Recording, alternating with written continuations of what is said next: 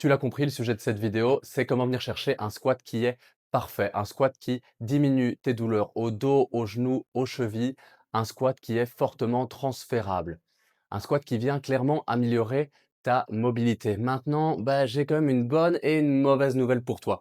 Déjà, en fait, il n'y a aucun squat qui va vraiment être parfait, mais reste quand même sur cette vidéo. Je vais t'expliquer en détail pourquoi. Alors, avant tout, il y a plein de patterns de squat. Un squat, c'est quoi? C'est venir chercher une position assise. Et il y a plein de façons de pouvoir aller la chercher. Tu peux voir dans des populations indigènes, ou encore chez les enfants, ils vont squatter en ayant vraiment un squat qui est avec un dos arrondi. Est-ce que vraiment il va être le plus performant? On va y venir évidemment dans cette vidéo. Alors, avant toute chose, pourquoi est-ce que tous les squats peuvent être bons? Parce qu'ils peuvent répondre à des intentions qui vont être différentes. Une intention, c'est simplement se poser la question du pourquoi on va le faire. Donc, avant toute chose, pourquoi est-ce que tu viens faire un squat? Si jamais je venais faire un squat avec une prise très très large, comme un hors squat, en réalité, il serait super intéressant pour venir bosser mes adducteurs. Donc, la première question que je devrais me poser, c'est qu'est-ce que je veux bosser? Si jamais c'est mes adducteurs pour venir, par exemple, chercher un grand écart dans le futur, j'irai chercher un hors squat et j'apprendrai comment le faire correctement. Et c'est pour ça que les squats ont des noms qui vont être différents. Maintenant, il y a la bonne nouvelle qui est qu'on va apprendre comment faire le squat, celui qu'on dit un peu le squat classique. Le squat qui vient se transférer à énormément de mouvements. Avant qu'on aille plus loin, vu que c'est ma toute première vidéo sur YouTube, si jamais tu restes jusqu'à la fin de cette vidéo, je vais te donner la possibilité d'avoir plein d'analyses par mois, totalement gratuitement, pour pouvoir justement améliorer ton squat et régler tes problèmes de douleur. Avant d'attaquer sur cette technique du squat parfait, j'aimerais qu'on revienne rapidement sur un point extrêmement important qui va nous permettre de mieux comprendre pourquoi est-ce qu'on vient apprendre une technique. On vient apprendre une technique parce qu'il y a le principe de surcharge progressive. En anglais, si jamais tu viens taper, c'est progressive overload. Le principe de cette surcharge progressive, ça fait en sorte qu'on sait augmenter soit le volume de travail, donc exemple le nombre de répétitions, ou encore qu'on vient augmenter la charge qu'on vient appliquer sur un même mouvement. Tu te doutes qu'il ne peut pas y avoir de surcharge progressive si jamais le mouvement il change à chaque fois. Si tu fais un squat avec des pieds super écartés et qu'après tu fais un squat avec des pieds super serrés, c'est pas qu'ils sont mauvais. Ils répondent à une intention différente, mais c'est pas possible d'appliquer une surcharge progressive vu que ça va être des chaînes et des muscles différents qui vont travailler à chaque fois. Donc, notre objectif lorsqu'on vient chercher un certain pattern, un certain mouvement, c'est de le comprendre entièrement pour être sûr après d'appliquer à chaque fois la même méthodologie pour pouvoir appliquer cette fameuse surcharge progressive. Alors, il y a un deuxième point qui est assez important à comprendre. Pourquoi est-ce qu'on vient souvent utiliser ce fameux squat parfait lorsqu'on vient chercher nos back squats, nos front squats, nos mouvements d'haltéro en termes de réception, etc. C'est le principe de force de cisaillement. Ce sont des forces contraires qui viennent mettre beaucoup de pression sur nos tissus ou sur nos articulations. Est-ce que c'est une mauvaise chose? Ben non, si jamais c'est assez contrôlé, si on sait résister assez à cette force. Donc si par exemple j'avais une rotation vers l'intérieur et qu'elle était contrôlée, que j'étais préparé, j'aurais pas de problème, je me serais renforcé et je vais m'adapter vers cette position. Mais si par contre, je ne sais pas avoir assez de force à ce moment-là, c'est à ce moment-là où on a un risque de blessure, surtout chez des mouvements, sur des mouvements qui sont plus exotiques, parce qu'on a beaucoup moins l'habitude de les faire. Il faut se préparer encore plus gentiment, encore plus progressivement. Bon allez, assez de théorie, maintenant on va passer à la pratique. Pour la pratique, on va voir ce squat étape par étape. Chaque étape est importante, encore plus si tu as l'intention après d'aller chercher des mouvements de plus en plus lourds et de plus en plus compliqués. Tu as compris avant tout ce que j'ai dit sur la surcharge progressive et sur le principe des forces de cisaillement. Alors, on va d'abord commencer par notre position des pieds. Ah, c'est assez souvent la question que tout le monde se demande, parce que c'est assez la question que tout le monde se demande, que tout le monde se danse, et tout le monde s'embrouille assez sur ce point-là. La question des pieds, ça va clairement dépendre de ton anatomie et il y a plein de vidéos qui peuvent t'expliquer ça. Si jamais tu veux, dis-moi en commentaire, je peux te faire une vidéo complète sur le principe anatomique au niveau du squat.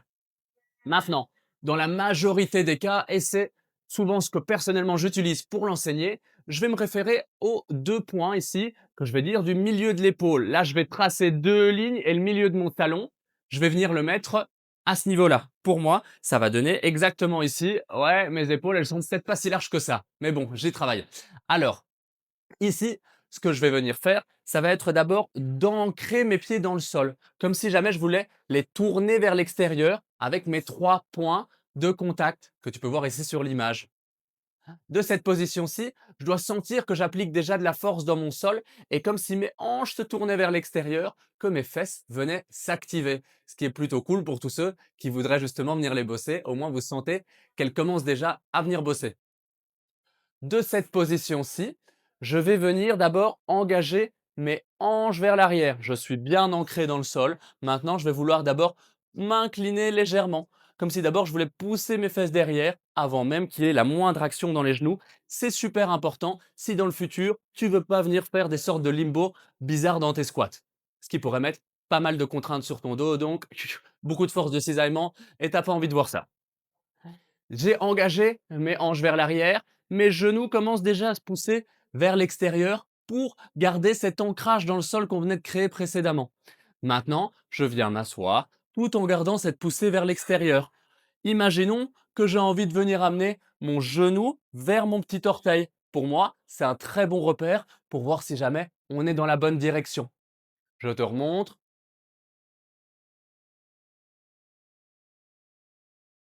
Pour pouvoir appliquer toujours autant de force dans le sol, il faut vraiment que mon poids soit réparti entre les 3 points qu'on a vus précédemment dans le grip avec ce sol au niveau de mes pieds. C'est super important pour pouvoir appliquer de la force. Beaucoup de ta force vient de ton pied comme tu peux l'imaginer vu que c'est ton point de contact avec le sol. C'est pas pour rien. La force, elle vient pas de nulle part, elle vient pas de l'air autour, elle vient directement de l'application avec un point de contact physique. Le fait d'avoir tes genoux qui viennent être tracés au niveau de ton pied, qui viennent se pousser vers l'extérieur, ça évite justement ce principe de force de cisaillement qu'on avait vu précédemment. Et donc, ça te permet d'avoir une douleur qui sera moins intense au niveau de tes genoux parce qu'il y aura moins de frottement et moins de force qui partiront dans tous les sens. Et si jamais justement tu es débutant ou que tu as des problèmes de genoux, c'est exactement ce qu'il faut que tu évites. C'est pas d'appliquer encore plus de force là où tu as déjà mal. C'est d'abord de progresser, d'avoir des charges qui viennent augmenter progressivement sans douleur avant de penser à pouvoir aller chercher des mouvements qui sont plus exotiques pour toi. Maintenant, je l'ai promis dans le titre de la vidéo, on va surtout parler du dos. Et t'avais compris par rapport aux forces de cisaillement que si jamais mon dos, il est dans tous les sens, les forces aussi, elles seront dans tous les sens. Et c'est pour ça que durant mon squat, comme quand je suis debout, dans une position où j'ai déjà l'habitude, je suis debout tout le temps. Donc j'ai l'habitude que justement mon dos soit neutre et c'est cette position neutre qu'il faut que j'arrive à garder tout le long de mon squat. Donc dès mon engagement ici, je viens garder ma position neutre. Imaginons qu'à ce moment-ci, je n'arrive plus à la garder. Vous voyez ici, j'ai perdu ma position neutre. Alors qu'est-ce que je dois faire? Maintenir cette position ou remonter parce que je n'ai peut-être pas encore la capacité de pouvoir venir aller chercher un squat plus profond à l'heure actuelle. Mais t'en fais pas, à la fin de cette vidéo, je vais t'expliquer comment venir régler ça définitivement. Cette position neutre, on va en parler. Comment savoir si j'ai vraiment une position neutre ou pas? Tu peux venir mettre un point sur ton nombril, un autre point sur le bas de ton sternum. Tu peux voir qu'il y a une certaine distance. Lorsque ces points deviennent plus proches ou lorsque ces points deviennent plus écartés, tu te doutes que ta colonne, elle a changé de position par rapport à ta position neutre. Et c'est ça qui te permet de définir. Maintenant, je vais te montrer ça directement dans un squat. J'ai mes 2 points, j'ai mon écart, je pense à mes hanches, je suis placé, j'ai toujours ma position neutre et je remonte. Exact, yes. Ma position neutre n'a pas changé, je sais que j'étais dans le bon, c'est un bon test. Ou alors je demande à un camarade, ou alors encore je me filme sur le côté, ça permet de faire le taf aussi. Maintenant que tu as vu l'important par rapport à la trajectoire, par rapport à l'écart des pieds, par rapport à la position de tes hanches pour garder un dos neutre, on va parler d'un point qui est super important et qui est utile pour ta santé et prévenir pour le futur et la longévité de ta vie, tes douleurs au dos, aux genoux, aux chevilles, etc. C'est le point de la profondeur. Mais ouais, en fait, l'amplitude, ça compte beaucoup plus que ce que tu penses. C'est pas simplement pour avoir des beaux muscles, même si en réalité, tes beaux muscles, ils sont quand même liés aussi à ton amplitude, faut le savoir, mais c'est également pour pouvoir avoir une santé qui est optimale et prévenir un maximum de tes blessures. Désolé si tu entends un peu de bruit derrière, mais il y a des chantiers là où je suis en ce moment. Alors, pour l'amplitude, si jamais tu n'as pas la capacité de venir directement chercher un squat profond en gardant tous les paramètres que je t'ai dit tout à l'heure, ben, c'est pas grave, on a des outils pour pouvoir y remédier. Le premier outil, c'est de se donner un support à la fin de l'amplitude pour pouvoir garder la position en ayant beaucoup moins de charge. Parce que tu l'as compris tout à l'heure, tout est une question de charge et on peut aussi réduire la charge d'un simple squat. On ne doit pas toujours l'augmenter. Si jamais on sait garder les paramètres en réduisant la charge grâce à des outils externes, on les utilise jusqu'au jour où on sait le faire à vide, puis ajouter de la charge progressivement. On a vu que c'était le point le plus important possible en préparation physique. Et la préparation physique, ça s'applique à tous, quel que soit notre niveau. Alors, let's go, on va être parti sur comment venir l'appliquer. Ici, je vais simplement utiliser un point qui est déjà fort bas, mais tu peux utiliser une box, tu peux utiliser un banc, quel que soit l'outil qui te permet de gérer la hauteur, qui te permet de garder tous les points qu'on a vus précédemment. Alors, je me place dans ma position, je pense à ce qu'on a vu précédemment, je viens l'appliquer, je sais garder la position. C'est ici que je vais avoir mon support personnellement magnifique. Je sens un peu de contrainte au niveau de mes genoux, au niveau de mes chevilles. C'est génial, je passe du temps dans cette position. Passer du temps dans la position, ça me permet d'y être de plus en plus confortable, de meilleur en meilleur. Le deuxième outil que je vais utiliser pour réduire ma charge et me permettre de passer du temps à ma fin d'amplitude, ça va être d'utiliser un support juste devant moi. Ici, j'ai un sac de frappe, mais ça pourrait être un rack à squat, ça pourrait être un partenaire, ça pourrait être tous les objets que tu peux imaginer, tant que ça répond à l'intention, qui est simplement me donner un support. Trop bien, j'ai réussi à garder le fond de ma position tout en ayant un petit support et ça me permet aussi de contrer un peu la balance en fonction de si j'ai un petit manque d'équilibre. Pour remonter, j'ai qu'à m'appuyer sur le support avec ce que j'ai besoin. Et ça me permet de pouvoir passer du temps dans la bonne position, celle qui me permet d'évoluer vers mon objectif, celle qui répond à mon intention. Comme promis, du coup, tu es resté jusqu'à la fin de cette vidéo. Si jamais tu commandes analyse dans les commentaires, les 10 premiers qui auront commenté, je vous offre une analyse complète, gratuite de ma part sur votre squat et comment venir régler vos douleurs. Comme ça, au moins, vous partirez avec l'esprit tranquille. Allez, suivez ma page si jamais. Ça me donne pas mal de support et ça vous permettra d'en apprendre énormément plus sur la pratique. Et si jamais vous avez des questions sur d'autres sujets, tapez-les en commentaire. Je vous promets déjà d'y répondre et de tourner des vidéos à ce sujet-là. Allez, let's go!